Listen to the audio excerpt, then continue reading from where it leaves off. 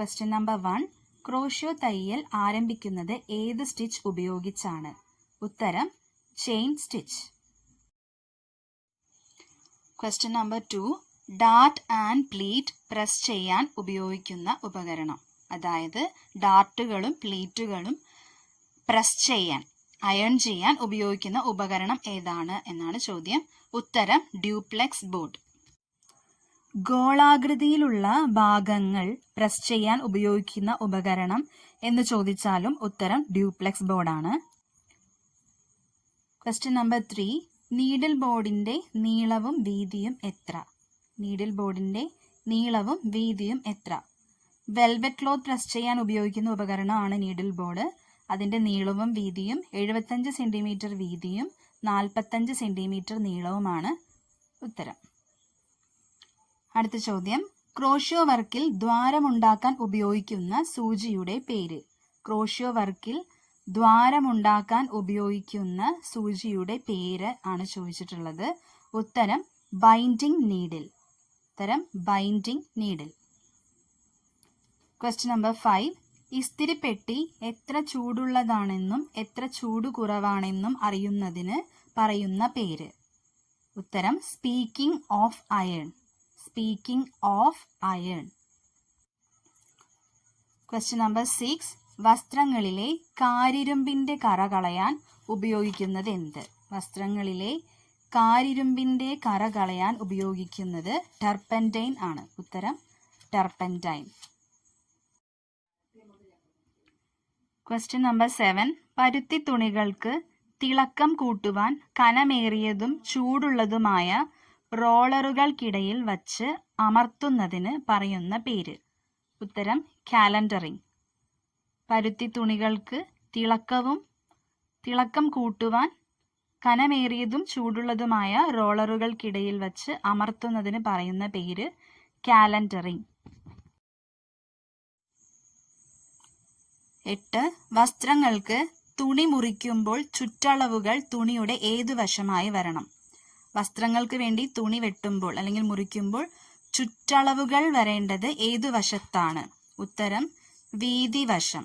തുണിയുടെ വീതിവശത്താണ് ചുറ്റളവുകൾ വരേണ്ടത്. Question number 9. തൂക്കം കൂട്ടിയ പട്ടുതുണികളിൽ ഉണ്ടാവുന്ന സീൽ ഏതാണ്? തൂക്കം കൂട്ടിയ പട്ടുതുണികളിൽ ഉണ്ടാവുന്ന സീൽ ഏതാണ്? ഉത്തരം പെർമാ സ്റ്റാർച്ച്. Perma starch. ഇതല്ലാതെ വേറൊരു ഉത്തരവും കൂടിയുണ്ട്, ബെൽമനൈസ്ഡ്. പെർമാ സ്റ്റാർച്ച് ഓർ ബെൽമനൈസ്ഡ്. ഇനി പട്ടുനൂലുകൾക്ക് ലോഹലവണങ്ങൾ ചേർത്ത് കട്ടിയും തൂക്കവും കൂട്ടുന്നതിനെ പറയുന്ന പേര് വെയ്റ്റിംഗ് അഥവാ തൂക്കം കൂട്ടൽ. പട്ടുതുണികൾക്ക് ലോഹലവണങ്ങൾ ചേർത്ത് കട്ടിയും തൂക്കവും കൂട്ടുന്നതിനെ പറയുന്ന പേര് തൂക്കം കൂട്ടൽ അഥവാ വെയ്റ്റിംഗ്. ഇങ്ങനെ ചെയ്ത തുണികളിൽ ഉണ്ടാവുന്ന സീലാണ് ബെൽമനൈസ്ഡ് അഥവാ പെർമാ സ്റ്റാർച്ച്. പരുത്തി തുണികൾക്ക് മോടി കൂട്ടുവാൻ ഉപയോഗിക്കുന്നത് എന്തൊക്കെ എന്നാണ് ചോദ്യം. ഉത്തരം മെഴുക്, ഗ്ലിസറിൻ, കൊഴുപ്പ്. പരുത്തി തുണികൾക്ക് മോടി കൂട്ടുവാൻ ഉപയോഗിക്കുന്നത് മെഴുക്, ഗ്ലിസറിൻ, കൊഴുപ്പ്. അടുത്ത ചോദ്യം. വസ്ത്രങ്ങൾ വെട്ടുമ്പോൾ ഓരോ ഭാഗത്തിന്റെയും മധ്യഭാഗം മാർക്ക് ചെയ്യാൻ ഇത് ഉപയോഗിക്കുന്നു. വസ്ത്രങ്ങൾ വെട്ടുമ്പോൾ ഓരോ ഭാഗത്തിന്റെയും മധ്യഭാഗം മാർക്ക് ചെയ്യാൻ ഇത് ഉപയോഗിക്കുന്നു. ഉത്തരം നോച്ചസ്. ഉത്തരം നോച്ചസ്. വസ്ത്രങ്ങൾ വെട്ടുമ്പോൾ വി ആകൃതിയിൽ കത്രിക കൊണ്ട് അടയാളപ്പെടുത്തുന്നതിനെ പറയുന്ന പേര് എന്ന് ചോദിച്ചാലും ഉത്തരം നോച്ചസ്. വസ്ത്രങ്ങൾ വെട്ടുമ്പോൾ വി ആകൃതിയിൽ കത്രിക കൊണ്ട് അടയാളപ്പെടുത്തുന്നതിനെ പറയുന്ന പേര് എന്ത് എന്ന് ചോദിച്ചാൽ ഉത്തരം നോച്ചസ്. ക്വസ്റ്റ്യൻ 12. ട്രേസിംഗ് വീൽ ഉപയോഗിച്ച് chest line, waste line, seat line എന്നിവ വസ്ത്രങ്ങളുടെ രൂപരേഖയിൽ അടയാളപ്പെടുത്തുന്നതിന് പറയുന്ന പേര് ബാലൻസ് മാർക്ക്. ട്രേസിംഗ് വീൽ ഉപയോഗിച്ച് chest line, waste line, seat line എന്നിവ വസ്ത്രങ്ങളുടെ രൂപരേഖയിൽ അടയാളപ്പെടുത്തുന്നതിന് പറയുന്ന പേര് ബാലൻസ് മാർക്ക്. അടുത്ത ക്വസ്റ്റ്യൻ. ഷോൾഡർ ലൈൻ മുതൽ ചെസ്റ്റ് ലൈൻ വരെ ഉള്ള ദൂരത്തിന് പറയുന്ന പേര്. ഷോൾഡർ ലൈൻ മുതൽ ചെസ്റ്റ് ലൈൻ വരെ ഉള്ള ദൂരത്തിന് പറയുന്ന പേര് ഡെപ്ത് ഓഫ് സൈ. ഉത്തരം ഡെപ്ത് ഓഫ് സൈ.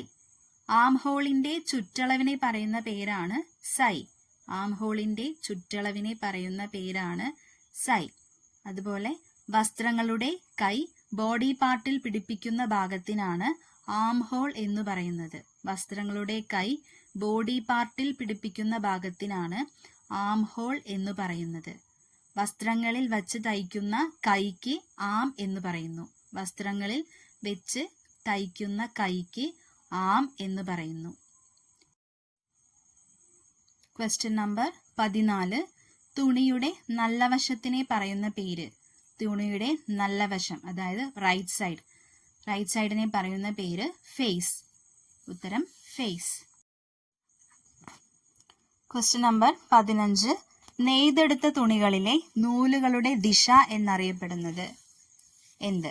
നെയ്തെടുത്ത തുണികളിലെ നൂലുകളുടെ ദിശ എന്നറിയപ്പെടുന്നത് എന്ത്? ഉത്തരം ഗ്രെയിൻ ലൈൻ. Grain line. തുണി നെയ്തതിനു ശേഷം പാവുനൂൽ വശത്തിനും ഊടുനൂൽ വശത്തിനും ഇടയ്ക്ക് ചെറിയ വരകൾ പോലെ കാണുന്നതിനെയാണ് ഗ്രെയിൻ ലൈൻ എന്ന് പറയുന്നത്. തുണി നെയ്തതിനു ശേഷം പാവുനൂൽ വശത്തിനും ഊടുനൂൽ വശത്തിനും ഇടയ്ക്ക് ചെറിയ വരകൾ പോലെ കാണുന്നതിനെയാണ് ഗ്രെയിൻ ലൈൻ എന്ന് പറയുന്നത്. ഇതാണ് തുണികളിലെ നൂലുകളുടെ ദിശ എന്നറിയപ്പെടുന്നത്.